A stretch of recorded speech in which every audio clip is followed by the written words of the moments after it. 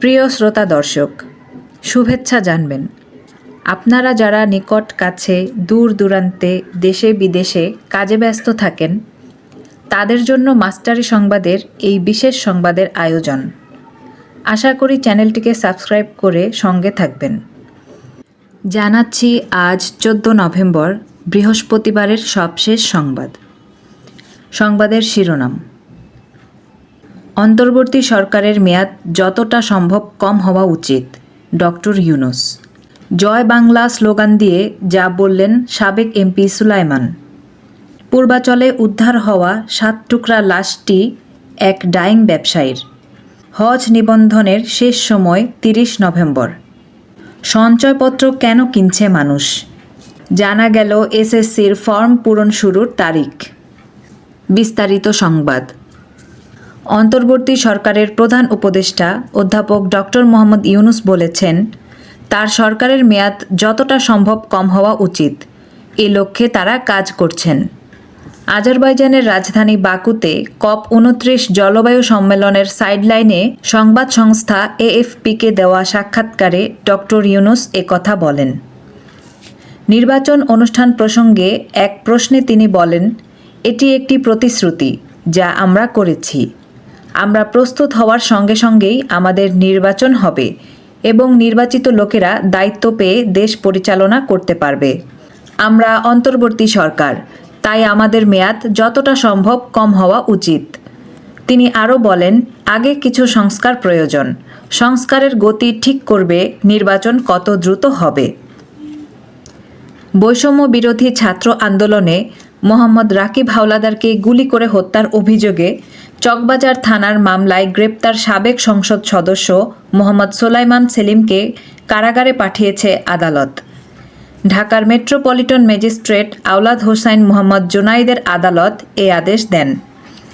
একই সঙ্গে রিমান্ড ও জামিন শুনানির জন্য 27 নভেম্বর দিন ধার্য করেন আদালত। আজ বৃহস্পতিবার ঢাকার চিফ মেট্রোপলিটন ম্যাজিস্ট্রেট আদালতে তোলা হয় তাকে। তখন তিনি জয় বাংলা স্লোগান দিয়ে শেখ হাসিনা আবার আসবে বলে মন্তব্য করেছেন। নারায়ণগঞ্জের রূপগঞ্জের পূর্বাচল উপশহরের লেক থেকে 7 টুকরা অবস্থায় উদ্ধার হওয়া অজ্ঞাত পরিচয় ব্যক্তির লাশের পরিচয় শনাক্ত করেছে পুলিশ। নিহতের নাম জসিম উদ্দিন। জসিম উদ্দিন নারায়ণগঞ্জের সস্তাপুর এলাকার চাঁদ ডাইংয়ের মালিক। এর আগে গত 10 নভেম্বর বিকাল থেকেই জসিম উদ্দিন নিখোঁজ ছিলেন। এ ঘটনায় নিহতের ছেলে ওবায়দুল ইসলাম শিবু বাদী হয়ে রাজধানীর গুলশান থানায় তার নিখোঁজ হওয়ার একটি সাধারণ ডায়েরি করেন।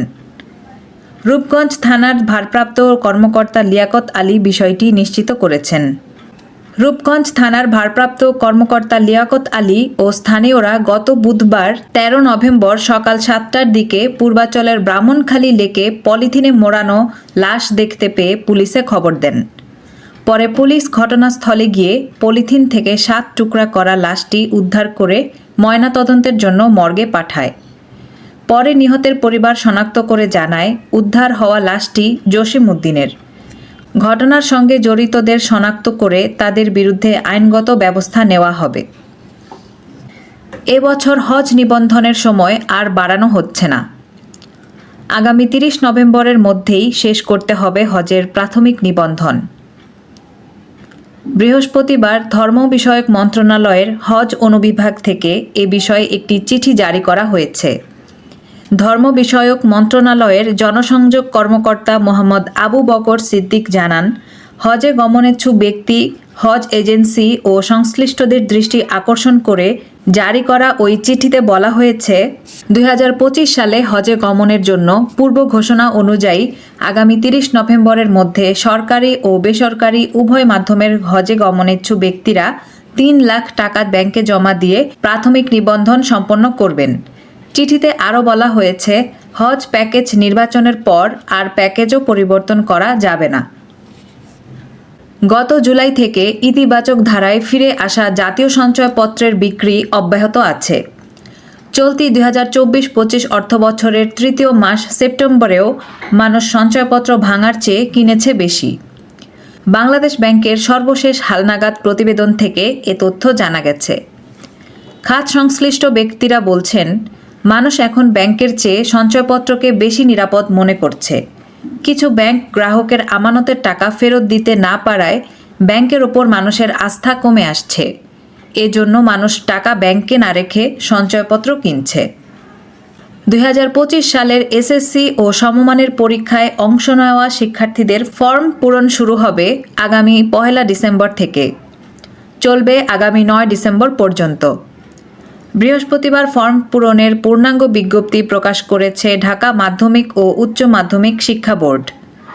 বিজ্ঞপ্তিতে বলা হয়েছে, ফর্ম পূরণে শিক্ষার্থীদের তথ্য সংবলিত সম্ভাব্য তালিকা বোর্ডের ওয়েবসাইটে প্রকাশ করা হবে।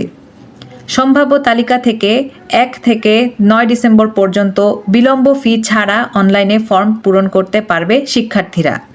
আর 100 টাকা বিলম্ব ফি বা জরিমানা দিয়ে শিক্ষার্থীরা 11 থেকে 14 ডিসেম্বর পর্যন্ত ফর্ম পূরণ করতে পারবে। দীর্ঘ 8 বছর পর ফের লাল গোলাপ নিয়ে ফিরছেন শফিক রেহমান। সম্প্রতি একটি সংবাদ মাধ্যমকে তিনি জানান, এরই মধ্যে অনুষ্ঠানটির 2টি পর্ব রেকর্ড করা হয়েছে। সবকিছু ঠিক থাকলে আগামী 1 ডিসেম্বর থেকে অনুষ্ঠানটি একটি বেসরকারি টেলিভিশন চ্যানেলে দেখা যাবে। শফিক রেহমান সবচেয়ে বেশি আলোচনায় আসেন টকশো লাল গোলাপের উপস্থাপনা করে। বিএনপি জামায়াত জোট সরকারের সময় বিটিভিতে লাল গোলাপ অনুষ্ঠানটি সম্প্রচারিত হতো। এই অনুষ্ঠানটিতে তিনি আমন্ত্রিত অতিথিকে একটি লাল গোলাপ দিয়ে শুভেচ্ছা জানাতেন। সমসাময়িক দেশি বিদেশি ঘটনা নিয়ে এই অনুষ্ঠানের প্রতিটি পর্ব সাজানো হয়। কোনো একটি নির্দিষ্ট বিষয়ের ওপর প্রতিবেদনও থাকে। পাশাপাশি দেখানো হয় বিভিন্ন সিনেমার অংশবিশেষ। প্রিয় শ্রোতা দর্শক, মাস্টারি সংবাদের সঙ্গে থাকার জন্য ধন্যবাদ। যারা এখনও চ্যানেলটিকে সাবস্ক্রাইব করেননি তাদেরকে সাবস্ক্রাইব করে সঙ্গে থাকার আমন্ত্রণ।